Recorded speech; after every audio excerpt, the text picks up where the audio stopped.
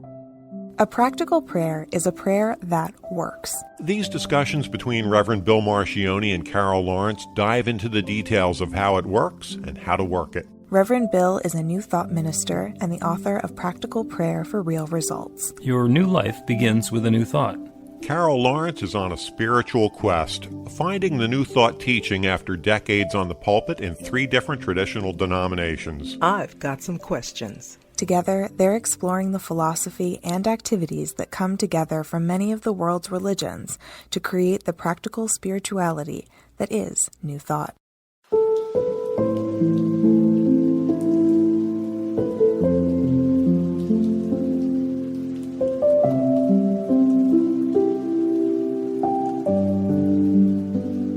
Welcome to the Practical Prayer Podcast. I'm Carol Lawrence. I'm here with Reverend Dr. Bill Marcioni, and we got a great conversation going today. I know it. I feel it. Manifestation. You used one of those big leftover words from the original version of religious science. Yeah, it's a leftover word, but I hear it a lot, so. You know what the new version of that word is, right? Result. Oh, that's simple. I'm all about simple. I thought it was going to be a deeply spiritual word. Results. Okay. No, you used to have a spiritual mind treatment to manifest a demonstration, and now you get a practical prayer for a real result. That's simple. Doesn't get any simpler than that. Okay. Well, if you have to explain yourself, then you're taking 2 steps backwards. Yeah. Okay. That's a conversation for another time. People want deep and mysterious. If it's too simple, it can't be. That's true. Yeah. That's true. You want your spirituality with a decoder ring, and you need to get inside the circle so that you understand what the heck everybody's talking about. All right. But what did you mean about manifestation? Okay. So I didn't put this together ahead of time intentionally because I just like the way you unravel stuff, and I didn't want to fix it up anyway. So. Okay, so we're going to figure out the question and the answer. But it's right in there, man. It's right in there. You went to San Diego, and San Diego and I have a thing. So what the thing is, I'm not exactly sure. I also have a bigger thing, the West Coast thing. I want to go there, and I'm not on a vacation because I could do that anytime, but I want to go there for a specific reason, but I haven't yet defined it. It's still in the headline, maybe Cliff Notes stage of the idea. So you want to go to the West Coast to do a thing. I want to do a thing, but I want to know what the thing is before I put it out there because stuff happens, when I put it out there. I mean, I'm not claiming to be this grand manifester, but I know how it has worked in my life. I can observed it. And now I can see even more, almost like a how-to in a way. And so I'm very careful with it. Oh, yeah. Once you know that the creative laws of the universe are going to say yes, you get to be pretty specific and aware of when you're setting an intention. Because especially when we get adept at this, the yeses come up really quickly. It's like, no, wait, I wasn't ready. Yes. I didn't finish my order and I clicked the shopping cart button on Amazon. Because you laugh when I talk about the Great Dane. And I'm careful now. Before I let it out, I'll say, Spirit, look, not now. This is just a discussion. I'm not calling it in right now. But that's how real it is to me. So when you said that you were going to San Diego, I think you said it maybe a month or so before you were going. I froze for a second because I thought, there's San Diego coming into my awareness again. I'm not sure yet. I haven't written the whole story yet. And so the closer you got to going, you didn't know this, the closer you got to going, I'm like, oh man. Okay, so now I know I want to go, so maybe I should just do some things, right? So first thing I thought of doing was sending you a little bottle, something that I would use on the trip, no matter where I go. It's going to be in my bag no matter what. And I said, I'll send that to him and ask him to leave it in the hotel room where he is. That's a little bit of me saying, that's like that connection, right? Then I thought about sending you some money and say, buy this or buy something or whatever. So that's another connection, right? Then I thought about sending you a text saying, call me. You see me working this out. Right. I do. And, I'm still at the, sending me something that I can bring into the hotel room, because with my understanding of that particular hotel property, your thing would stay in that hotel room for a good long Yeah, time. even if the person who cleans the room got it, it didn't really matter. This goes with me everywhere. So, Yeah, there are not a lot of people cleaning the rooms in the hotel. okay. But you see what I'm saying? I was putting me out there, right? Then I said, okay, I'll text them and say, call me. And it suddenly started to it felt good and right. And I said, okay, this is good. This is good. Then I said, wait a minute. This feels a little control freakish here, right? This feels a little manipulative. So don't do any of that. Just wait. If he calls you, would that be interesting? You did text me. And I said, okay, this is cool. There's a connection here that I didn't initiate. Okay. So what you think about all that? I think that there's something that's in your sphere of awareness and a desire that you have, which is sort of undifferentiated at this point, because you know that you're wanting something and you've got an idea of the flavor and the texture of it, but you don't have any of the details of it. So you're not ready to put wheels on it and make it move yet. And because there's this pull, the law of attraction is already working. So now you're looking for ways that this is showing up, and that law of attraction is pulling the pieces together. So then you can just be delighted because you got the text and there's the thing. And, of all the places that I could have gone for the retreat, we went to San Diego, which has a connection for you. So you're seeing the connections. And that, again, is inspiring you to understand that there's huge possibilities that are available. And that's, in the metaphysical teaching symbol, which is the 3 sections. The top one is spirit, the middle one is the creative law that's responding, and the bottom one is our experience. And there's that V that dips from the top through the law down to the bottom. And what's happening is the experience that you're having down in that bottom section is coming back up on the second side of the V. And it is giving you new ideas to think about and new inspirations, which is creating a new level of consciousness for you. So it's activating the law again, and you're getting to go through that upward spiral as you get closer and closer to understanding what it is that you and Southern California, or San Diego specifically, and your spiritual development and whatever is the rest of this are coming together. It's escalating. So I think that's awesome cool. Yeah, it's scary. It is. I mean, in a good way. Like, I am major excited and happy about the idea of it. If somebody said, well, what exactly are you so happy about? I could not really tell you. I just know that I know absolutely it's going to be perfect. Whatever it is, it'll be exactly the right thing. But I don't know what that is just yet. My nephew and his wife moved to San Diego about, I'm going to say roughly 3 years ago. But I had this thing with San Diego maybe 4 or 5 years before that. And so when they moved, I mean, he's my nephew and we aren't particularly close necessarily. So it wasn't like, oh, I'll get to go visit him. It was none of that. It was none of that. But just things keep happening where it just getting closer and closer. And at one point I had put some kind of dreams or ideas on hold. I said, but suppose I go to San Diego.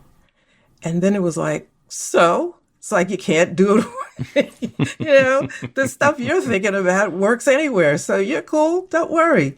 So, yeah. So you're going to go to San Diego to stay or to visit for a long time? Or do you have an idea about that? Yeah, my idea is I'm torn between staying for a long time and staying forever.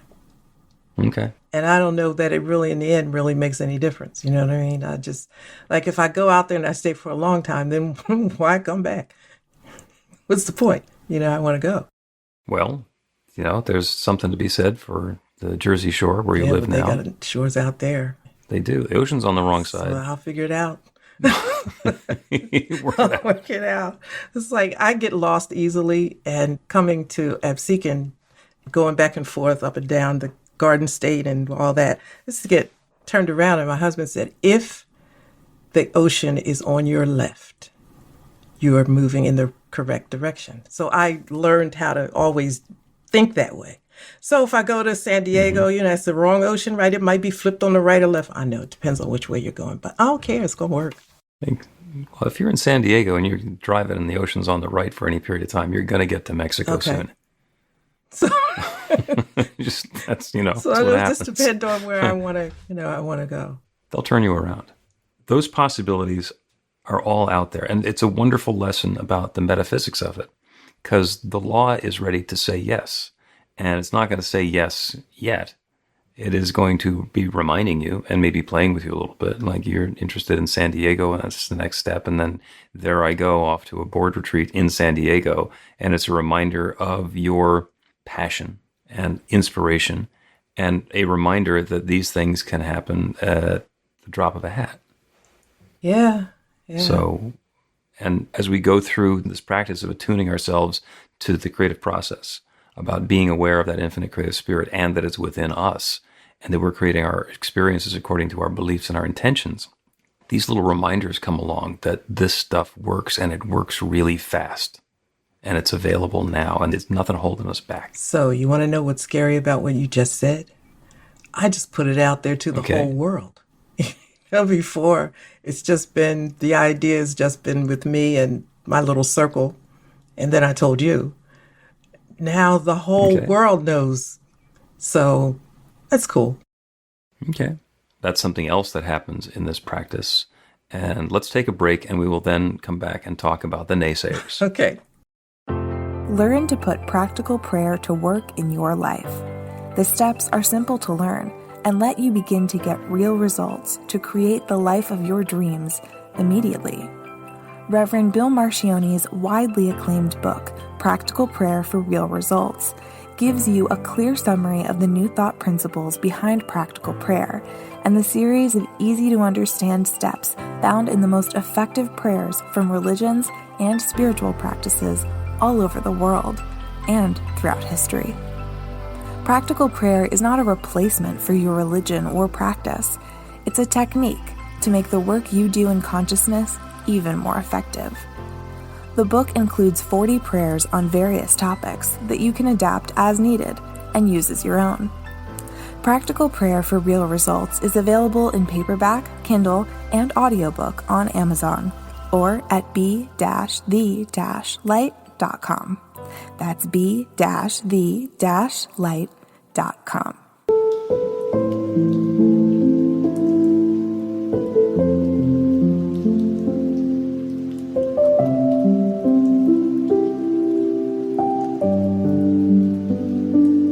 Welcome back to the Practical Prayer Podcast. I'm Carol Lawrence here with Reverend Dr. Bill Marcione. And you said something about naysayers before we went on break.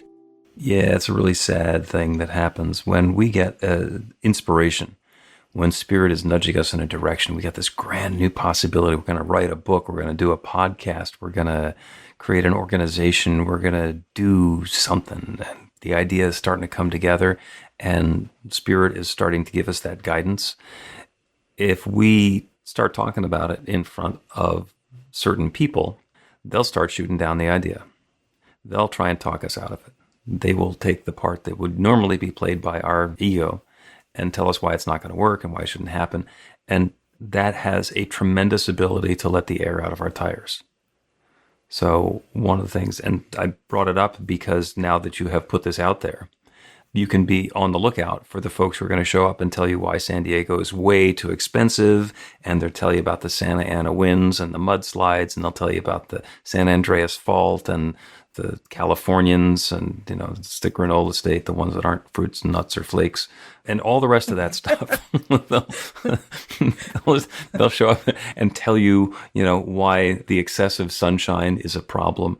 Just all kinds of things will be showing up in your life that will make you doubt. And that's okay. But that's not Spirit talking. That's their ego talking. When they hear something that's happening that's good for you, a lot of people need to puff themselves up by giving you information that you may or may not be in the market for. So, and the thing to do with that is not to ignore people, and it's not to keep everything a secret. It's just to be aware that when you're in the process of unfolding something of a spiritual nature, where you're being called or guided, to be aware of who you're sharing it with, and also to be aware of the feedback that you're getting from the people who it's been shared with. because they might not be completely on board with your vision. I hear you. I appreciate that. And especially the last part where you said may not be on board with the vision. A lot of people aren't on board with vision, period. It has to do with being able to see a bigger place. But I also want to say that for me, the biggest naysayer that I watch out for is me. Well, that's the control freak. Because if you're doing something brand new, then you don't know. You don't know how it's going to come out. Yeah, I've encountered that side. I got to look at it through the lens of a control freak. I had not up to this point, but I encountered that side a few times lately, actually, the naysayer inside. And I caught it because it was naysaying something that wasn't even big. I'm like, really? Really? Okay, shut up. It's not like it has a limited amount of time or bandwidth. It can naysay anything. I have paid attention to it in this regard recently. How many times has that naysayer shown up in my life in the past? But, I'm like pretty much just focusing on recent years. And I thought, you know what? I can see where I've allowed the naysayer to have the last word, not realizing that that's what's going on. But I got it now. I know that rascal's voice. Yep. And if we understand that we've got the 3 concentric circles and the one in the middle is our comfort zone, which is, that's where we've been living. That's where it's comfortable. And because we go outside of our comfort zone, it gets, uncomfortable, right? So outside of the comfort zone is the growth zone, which is a discomfort zone. We don't know that it's going to work. We don't know how it's going to work. Our control freakishness or our intellectual mind doesn't necessarily know how this could possibly work outside of our comfort zone. Inside of our comfort zone, we know, because we've got it dialed in and we understand how all the pieces are fitting together. We go into our growth zone, and that's where the new things are happening, but it's also where the mystery is because we don't know. And then there's the circle outside of that, which is the death zone. We're convinced that if we go too far outside of our comfort zone, it's doom. It can't possibly work. Everything is going to be cataclysmic. We'll fall off the edge of the earth, whatever. But growth doesn't happen in our comfort zone. Yeah. I'm glad for the experience and for feeling it and all of that. It slipped by me because I'm going to make a big statement here. It may not be true, but as a leader, you get bogged down with other stuff outside of yourself and doing and doing and doing. And then suddenly, for me, I started looking at me and what I want to do. And now I'm thinking, I never encountered this before, a hesitance before, a conversation with myself about why I shouldn't. I don't know anything about that because I never paid much attention to it, I guess. Never had to, because I was always doing stuff that was assigned, so to speak, And so now I'm the one making the assignments in a way of speaking, because taking control of life, my own life, and being serious about that, I'm saying, wow, okay, I suddenly understand the idea of what's the word you used? Real? Results? Okay. I know how results. I know how results work. They're so cool. I don't even worry about bad results or negative results. It's just like, oh, wait a minute, this could happen? Okay. The stuff that we're afraid of, that's outside of our comfort zone, once we engage with it, there's a couple of things that happen. One is that we find that we can be comfortable doing whatever that new thing is, in which case our comfort zone has grown. And that's the learning process is, okay, I now have a bigger area, a bigger field that I can play in because I'm not limited by my preconceived notions. The other thing that can happen is we say, nope, that's not for me. I've been wanting to go off the high dive forever, and I keep on climbing up the ladder and climbing back down because I was afraid, and I finally just dove off the high dive, and it dragged my swimsuit up way high. It was very uncomfortable. It's like, okay, I don't need to do that again. But it's no longer an unknown fear. Now it's part of our experience. So when it's time to do something different, it's like, all right, I'm going to give it a try. It's, it's not going to be fatal. It's not going to be permanent. I can go and have this new experience and see if that fits into my comfort zone. It's always a stretch, It could be stages of life give you other opportunities to stretch further than you had before. That's the case with me, but I probably every stage of life allows stretching if you so choose to take it. Always. Always. 20-something years ago, for my birthday, people said, what do you want? And I said, I don't want things, I want experiences. Yoga classes, rock climbing lessons, like that. And somebody gave me yoga lessons. And I thought, that's cool. And I thought, I really wish somebody had given me a rock climbing lesson to go experience that. And I realized, wait a second, I'm still a grown-up. I can go take myself and try the indoor rock climbing gym. And I went with a friend, and it was fun, and decided I'm going to go again. And came to the realization that I like the workout in the gym. It's fun. It's a spiritual experience because when I'm clinging onto the rock, I'm not thinking about anything else. It's a wonderful way to just let go of all of the distractions. And I thought, I don't need to learn how to do the lead climbing, and I'm never going to climb outdoors. That's not going to be a thing. I don't have to buy a whole bunch of gear because my comfort zone was going to the gym and being in a controlled environment. Fast forward, I now have been rock climbing all over North America because it turns out that I like climbing outdoors, and I would go on a business trip when I was doing that and to be in Las Vegas. And I'd either go in a day or two early, or I'd stay an extra day or two at the end and hire a guide and go out to Red Rocks and climb the cliffs in Red Rocks. And it's spectacular. And I've climbed at Squamish in British Columbia and Joshua Tree in Southern California. And my favorite is El Dorado Springs Canyon outside of Boulder, Colorado. And I've been climbing in all of these places, which began by being completely uninteresting and terrifying to me. And then once I broadened out the possibilities of what I could do and how I can engage with it, now there's a brand new possibility. Not only is there a bigger comfort zone, there was an opportunity to turn work into play in those ways. That was fun. That's fascinating. That really is encouraging. I'm not going rock climbing, but it's encouraging to do some other things. No, because you do stuff. You talked about a bike ride that you do. I can't remember where. It's sometime in April, isn't it? Where you...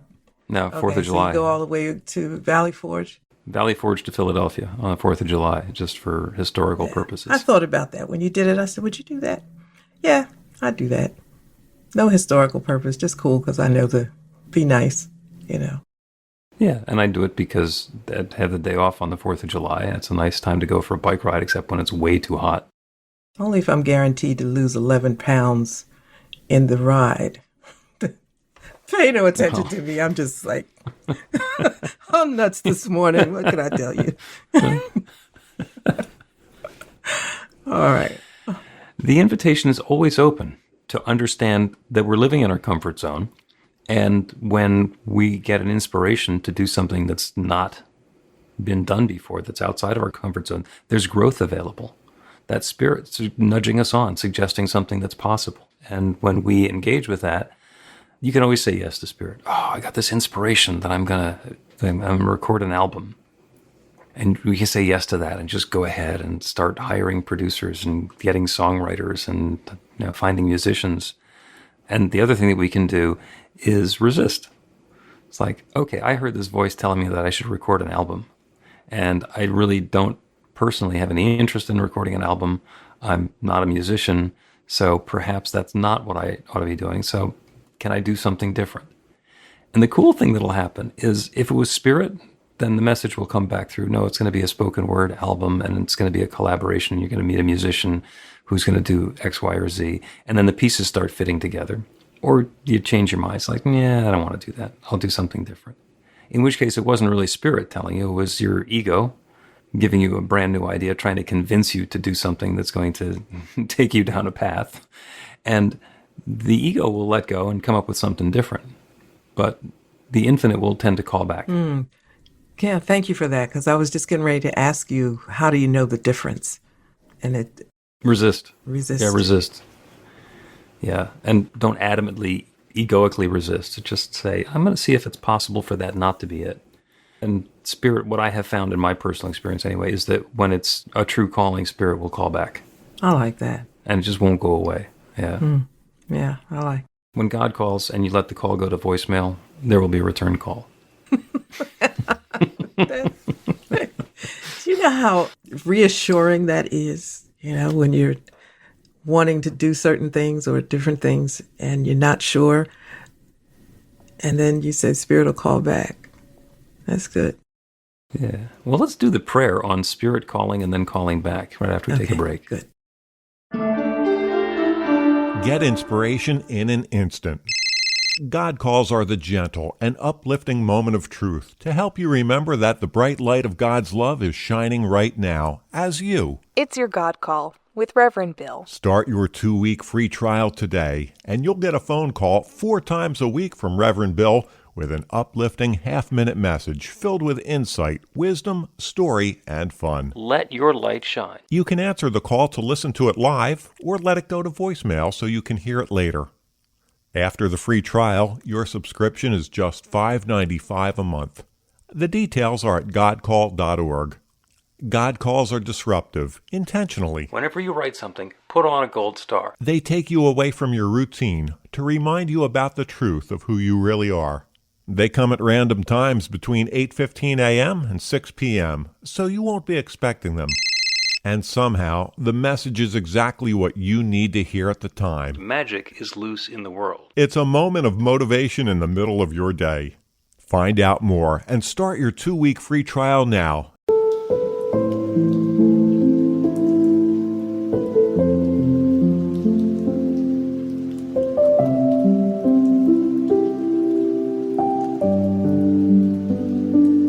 Welcome back to the Practical Prayer Podcast. I'm Carol Lawrence and here with Reverend Dr. Bill Marcioni. And so thanks for the talk about naysayers. And you just dropped a lot of gems, a lot of bars today. That's great. So we're going to pray. Awesome. Yeah, we're going to do a prayer. And we've done prayers for guidance before. And this time it's going to be about not just guidance, but knowing that we know that we know. That absolute sure conviction. So getting rid of any distraction, any doubt, any lack of clarity whatsoever. So the prayer now is for crystal clear guidance and the reminder of what is available and what is real. Let's go ahead and close our eyes to the world around us, because the world around us is perfectly willing to give us the evidence and details and suggestions about the way things have to be. And there's a lot of power to that, but it's also not necessary. So as we close our eyes to the outer world, we can open our eye to that divine power and presence within. As we let our outer ear close so we're not distracted by the noise around us, we can make ourselves available to that still small voice, that divine guidance that is within. And know that infinite creative power that creates everything, the source, the center circumference of all that is, that divine God presence is available right here and now. That still small voice is speaking to us in ways that show up as words, as ideas, as feelings, as hunches, as intuitions, as flashes. And sometimes they're things that are completely familiar, that are completely reasonable to our thinking mind. And sometimes they're outlandish. Sometimes they seem preposterous or difficult or challenging. Sometimes it's obvious that that is going to be outside of our comfort zone. And how could we possibly allow that to happen?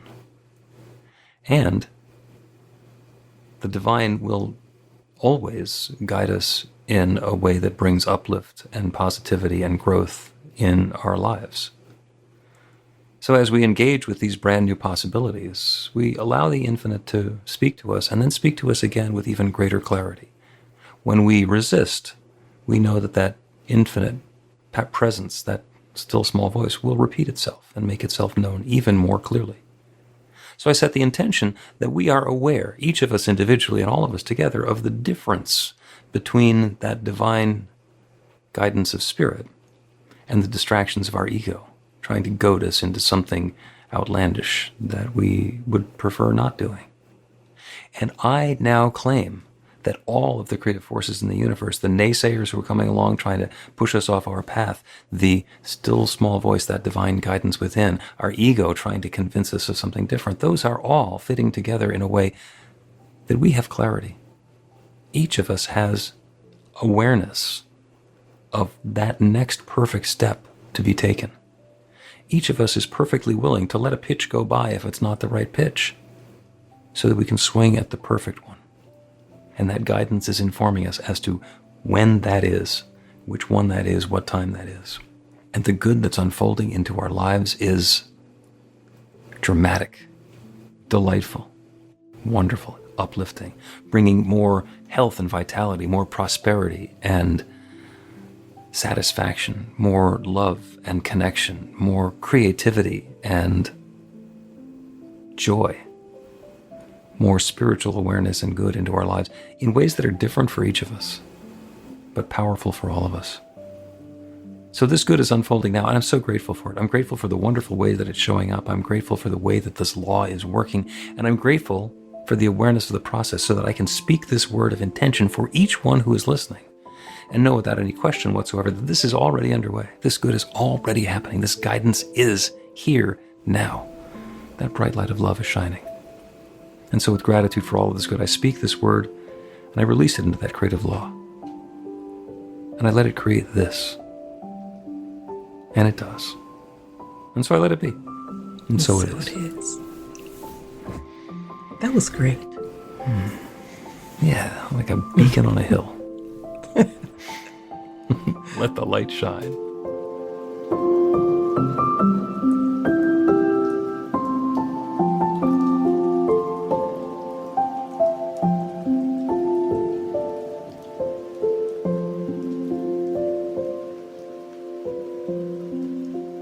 The Practical Prayer Podcast with Reverend Bill Marcioni and Carol Lawrence is a production of BeTheLight.com. be-the-light.com, where you can find more information about practical prayer for real results. Our theme is by Music of Wisdom.